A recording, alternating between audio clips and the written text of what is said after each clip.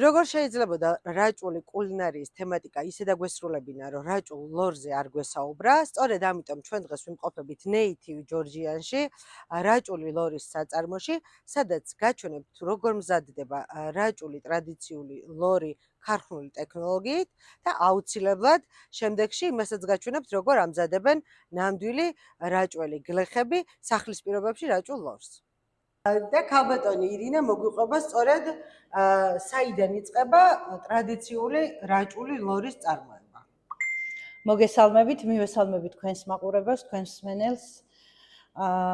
პირველ რიგში ძალიან მიხარია და სასიამოვნოა, რომ დაინტერესდით ქართული რაჭული ტრადიციული ლორის დამზადების თემასთან დაკავშირებით და მინდა გაჩვენოთ ჩვენი სასელექციო ფერმა, რომელიც მდებარეობს ონის რაიონს სოფელ ღარში.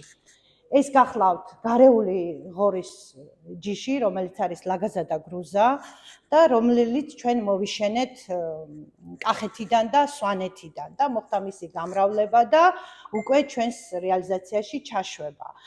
ძალიან ბევრი შემიძლია ამ თემასთან დაკავშირებით ვილაპარაკო, მაგრამ მთავარი და მნიშვნელოვანი რაც არის, ეს არის ნატურალური მინერალებით გაზრდილი ღორი, რომელიც გვაძლევს სუფთა პროდუქტს. ეს არის ტყის მასივი, სადაც შემოკავებული გვაქვს ანუ 10 გექტარზე მიწა, სადაც ზუსტად ის მინერალები, რაც საჭირო არის ღორის ხორცის აუცილებელია მის გემოვნური თვისებებისთვის, ზუსტად იმ მინერალებს, იმ ხილს, იმ ფესვებს, იმ დ-ვიტამინს ყველაფერს იღებს აი ამ ტერიტორიაზე. თუმცა არა მხოლოდ ეს არის საკმარისი, რა თქმა უნდა, ვაძლევთ ასევე ბუნებრივ საკვებს, რომელიც არის მხოლოდ და მხოლოდ სიმინდი და ქერი.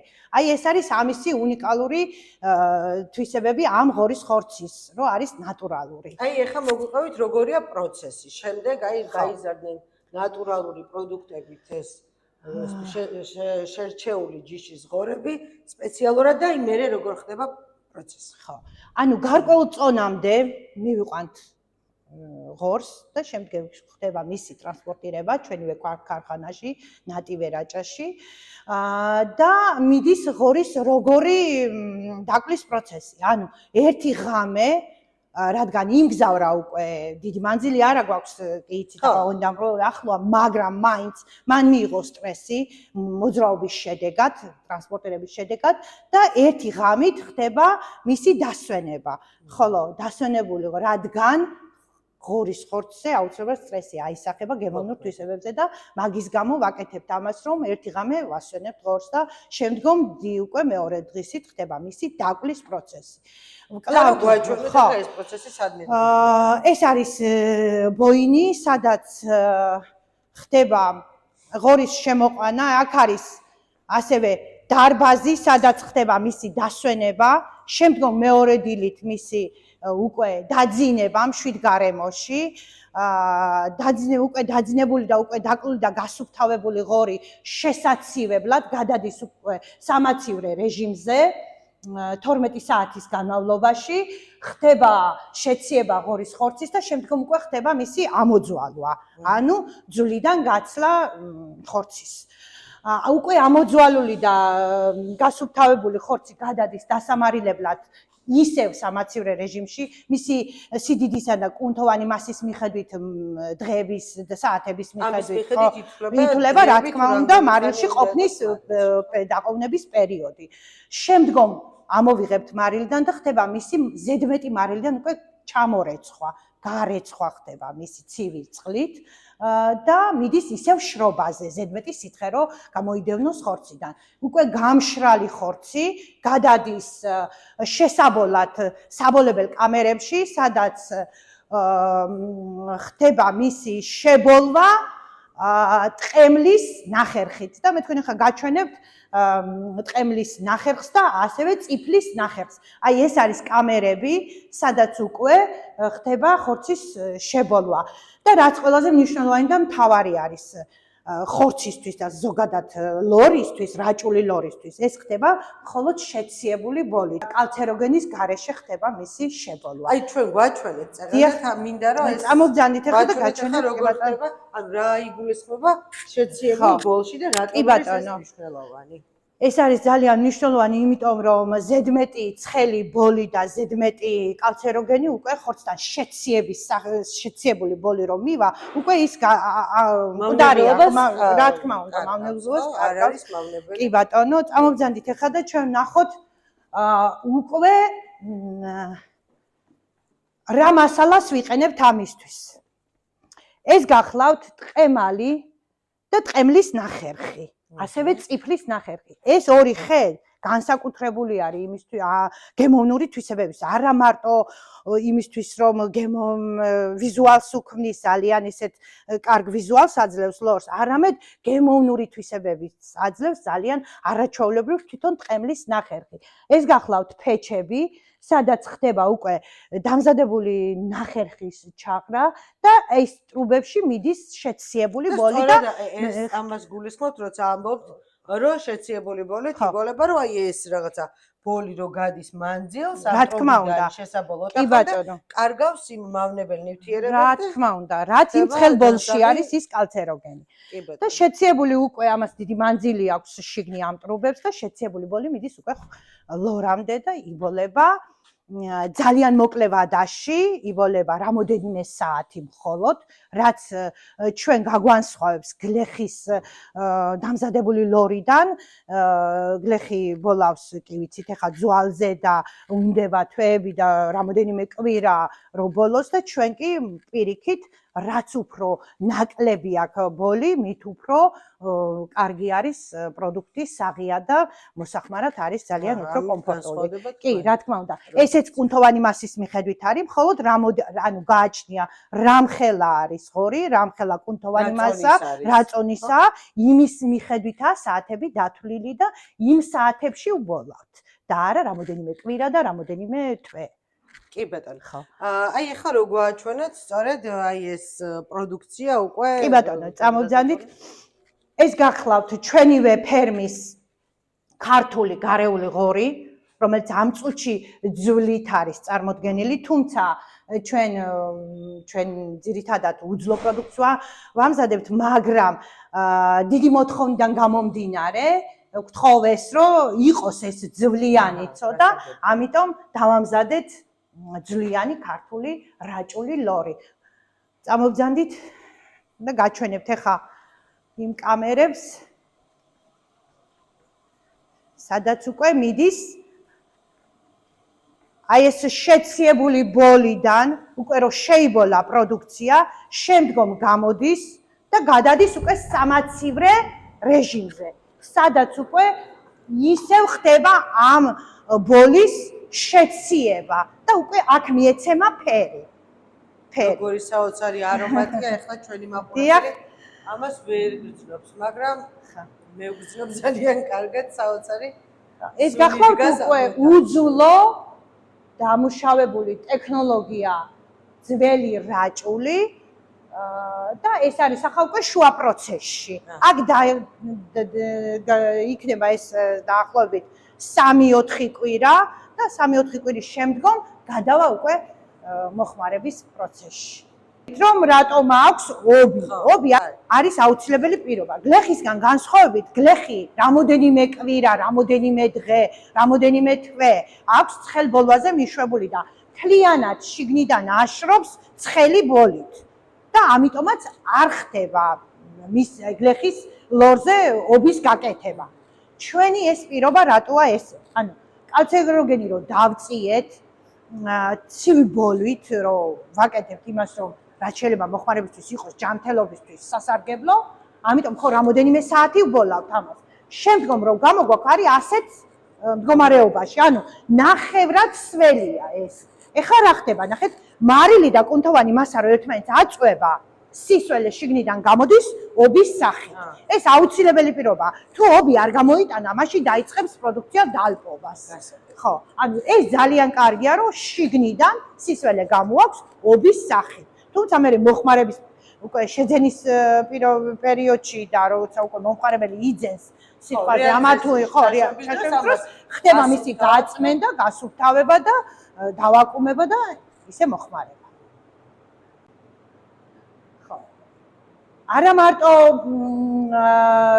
ლორს ვამზადებთ, ასევე ვამზადებთ კანჭს, რომელიც უნიკალური არის. და უგემრიელესი არის.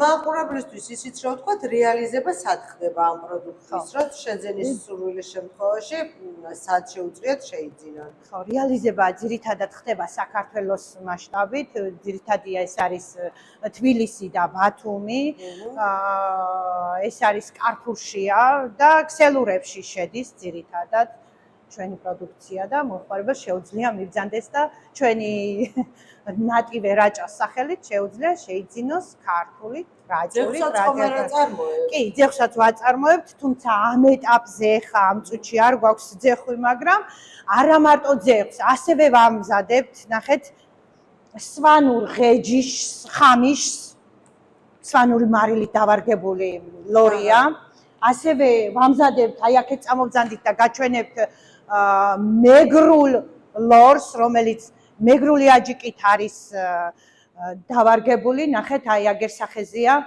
შეგიძლიათ გადაიღოთ, აი. და ვამზადებთ სალას სუცს, ქართულ სალას, რომელიც უგემრიელესი არის და აი, შემდეგ როგორ მიდის პროცესი? დასრულდა ლორის გაკეთების პროცესი, ასე ვთქვათ, და სრულყოფილი სახე მიიღო ლორმა. აი, შემდეგ როგორ ხდება? შემდგომ უკვე გამოგვაქვს ისევ დასასვენებელ კამერებში, სადაც ისევ შრობაზე არის ლორი, თუმცა უკვე ვარგისია მოხმარებისთვის. თავარია ეს პროცესები ყველაფერი გაიაროს და შემდგომ უკვე ვარგისია მოხმარებისთვის. შემდეგ ავაკუმებთ როგორც კი, ეს ანუ მიდის ესე ნაჭრებად დაჭრა გრამობაჟობა, სიტყვაზე ეს ახლა არის მაგალითად 150 გრამიანი, ასევე ვამზადებთ დიდ ნაჭრებსაც, ნუ მოთხოვნიდან გამომდინარე, ასევე სალასუც გრამობაჟით ვავაკუმებთ, მომხმარებელს კომფორტს უქნით იმისთვის, რომ გადაადგილებისთვის იყოს უსაფრთხო, ბაქტერია აცილებული და ყველაფერი ეს ძალიან მნიშვნელოვანია. ეს რაც შეეხებოდა რაჭული ტრადიციული ლორის დამზადების პროცესს. ეხლა აუცილებლად მინდა გკითხოთ, იმიტომ რომ ჩვენ კაცმიღმა საუბარში ვისაუბრეთ, როგორ მოხდა ამ ტექნოლოგიების თქვენთვის გაზიარება, თქვენი ესპანელი პარტნიორებისთვის და ეს ისტორიაც მინდა გაუზიაროთ ჩვენ მსმენელს, აი ესეთ დახვეწილ პროცესამდე, ვის დახმარებით მივედით, როგორ საწარმოსთან დაკავშირებით როგორ ჩამოყალიბდა და აი საინტერესო იქნება ჩვენი მსმენელისთვის ესეც და ეს ამბავით რომ მოგვიყვეთ და იქ ახსენეთ თქვენ რომ თურმე არსებობს ძალიან მაღალხარისხოვანი ღორის ჯიში იბერიკო და რომ აღმოეჩინეს კვლევებით რომ ჩვენი არანაკლებად ღორიც არანაკლებად ხარისხიანი და მნიშვნელოვანი მოუყვეთ ჩვენს მსმენელსაც. ხო, დიდ და ბევრს ვერცერაფერს დავამატებ, თუმცა გეტყვით იმას, რომ აი რამდენი ხანი არის რაც თქვენი საწარმო არსებობს? 2015 წლიდან უკვე დაიწყო ძირითადი წარმოება, ანუ ჩაეყარა საფუძველი ფერმას, შემდგომ ფერმასთან ერთად უკვე გაზრდილ ღორს ხო სჭირდებოდა რეალიზაცია და უკვე მოხდა ამრულაურში ამ ქარხნის აღება და უკვე ჩამოყალიბდა სტაფიც, გავზარდეთ რამოდენიმე თაობა, ვისაც შევასწავლეთ ძვლის და ხორცის მუშაობა, დანის მოხმარება, ტექნოლოგია რაც კი ვიცოდით თუ არ ვიცოდით მოვიძიეთ, ანუ მოკლედ მთელი ინფორმაცია და რამოდენიმე კადრი გავზარდეთ, ვინც დღესდღეობით ჩვენთან მუშაობს და ძალიან წარმატებულად და ძალიან პროფესიონალურად აკეთებენ თავიანთ საქმეს. აი განსაკუთრებით საყურადღებო არის აი ეს ეპიზოდი რომელიც თქვენ მიამბეთ რომ აი ესპანელმა ამ საქმის სპეციალისტებმა კი ბატონო ეს აი ესპანელები არიან ჩვენი პარტნიორები ვინც ეს პროექტი მოიტანეს საქართველოში მოიძიეს ქართული ღორის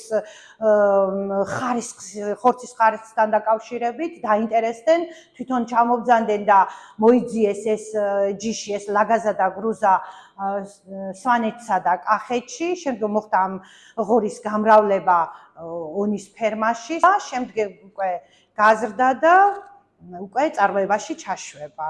ხო, ეს იყო მთავარი და ნიშანდობლივი იყო ის, რომ აღმოჩნდა, რომ მსოფლიოში ყველაზე საუკეთესო ჯიშად, რომელიც ითვლება ეს იბერიკოს ჯიშის ღორზე, არანაკლებ ხარისხიანი და გემრიელი გამოდის ქართული ჯიშის ღორისგან ეს უნიკალური პროდუქტი და მე ვიცი რომ მე საცდელად ხამონიც დაამზადეს კი, რაჭული ღორის კი და გაოცებულები დარჩნენ კი ბატონო, გემოვნური თვისებები არანაკლები აქვს იბერიკოს ღორის ხორცზე, ქართულ ღორის ხორცს და ასევე სტეიკიც და მწვადის და ნუ მოკლედ კი მოგეხსენებათ. კი ბატონო, ასე რომ და ლორი ხო არის და არის და ღორის და ზოგადად ღორის პროდუქტები, ხორცის პროდუქტების წარმოება ჩვენთვის არის ტრადიცია, რაჭულებისთვის განსაკუთრებით. როდესაც ხარისხზე ვსაუბრობთ, ვგულისხმობთ ყველა იმ დეტალს, რომელიც ჩვენს პროდუქტს უნიკალურს ხდის. ჩვენი მიდგომა ემყარება უმაღლეს სტანდარტებსა და ტრადიციულ მეთოდებს, რაც უზრუნველყოფს იმ გემოსა და არომატს, რომელსაც სხვაგან ვერ იპოვეთ. უმაღლესი ხარისხის ხორცი, რომელიც ჩვენივე ფერმიდან არის, ტრადიციული დამარილება, ხეხილოვან ხის კვამლზე შებოლვა და რაჭის სუპ და ჰაერზე თვეების მანძილზე დავარგება. სწორედ ეს ქმნის იმ უნიკალურ გემოს, რომელიც თქვენ ასე გიყვართ. და ორი სიტყვა სამომავლო გეგმებზეც რო გითხრათ თქვენი წარმოების ხო, მომავლისთვის ვფიქრობთ გაფართოებას, სხვადასხვა პროდუქტების ჯერ კიდევ შესწავლის პროცესში ვართ, რაჭული ლორის თემა არის ამოუწურავი. ყველა რაჭველს, აი ძიძველ რაჭველს რო შეეკითხები, ყველას თავისებური რეცეპტი ინდივიდუალურად გააჩნია და ეს ჩვენთვის ძალიან საინტერესო არის, მინდა გითხრათ და ვცდილობთ მომავლისთვის, რომ ეს ყველაფერი ნაკრები გავაკეთოთ და გავაფართოოთ და სხვადასხვა ამ წუთშიც კი ვაწარმოებთ სხვადასხვა დასახელების პროდუქციას გარდა ლორისა. მაგრამ ვფიქრობთ რომ კიდევ გავაფართოვებთ და შევქმნით ახალ და ახალ ძველ კერძებს.